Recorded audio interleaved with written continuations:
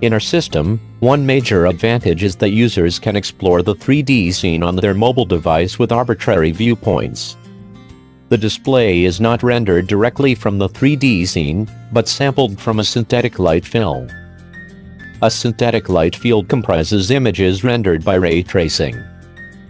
The synthetic light field is rendered at the server side. Then, it will be transferred to the device through network. Each image in a light field shall contribute to the final result on the screen. The fundamental concept of light field rendering is based on ray parameterization. The cameras are placed onto the ST plane. In this example, the coordinates of the data cameras are set to S1, T1, S2, T2, and S3, T3, respectively. In addition, the UV plane is introduced for focusing purpose. Points on the UV plane are represented in UV coordinate, such as U0, V0. Pairs of points on the two planes are used as parameters of the planoptic function for the 4D light field, L, STUV. It is represented as a ray. A point on the UV plane can be overlapped by multiple cameras and stored in different rays. The information of rays are stored in the camera array individually as a database for future references. While rendering a pixel on the device screen, the ray database is queried for appropriate matches as references. Device rotation is also handled by this approach. We can sample the ray from nearby data cameras. To reduce alias caused by approximation, we introduce the idea of aperture. An aperture of a data camera controls the number of rays being sampled. Rays that are not within the range of the aperture are not used. By collecting all the rays within the aperture, a small area on the final screen is rendered. The color of the pixels are sampled from the data camera. The corresponding area on the data camera can be obtained by projecting the aperture to the UV plane, and then back to the data cameras. With the two-step projection, we can extract the pixels from the data images and render them onto the final screen. The extracted pixels from the 4x4 light fields are shown above.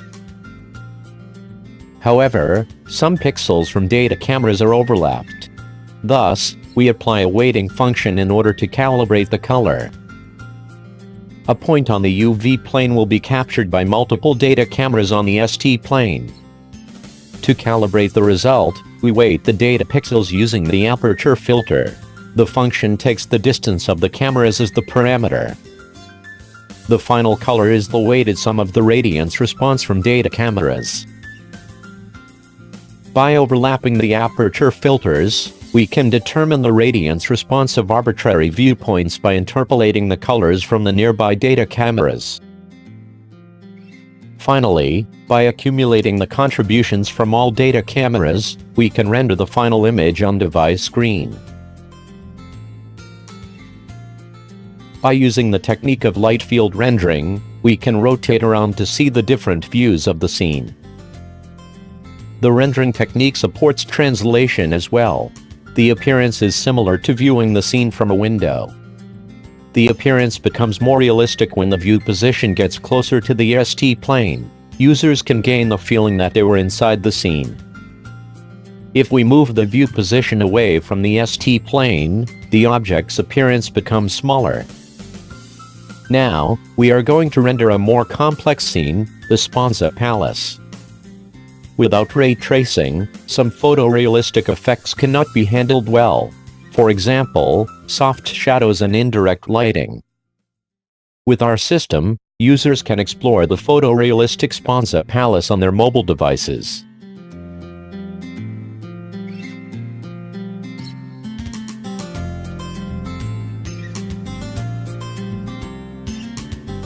In scenes with large depth variance, we can also generate the effects of refocusing and depth of fill.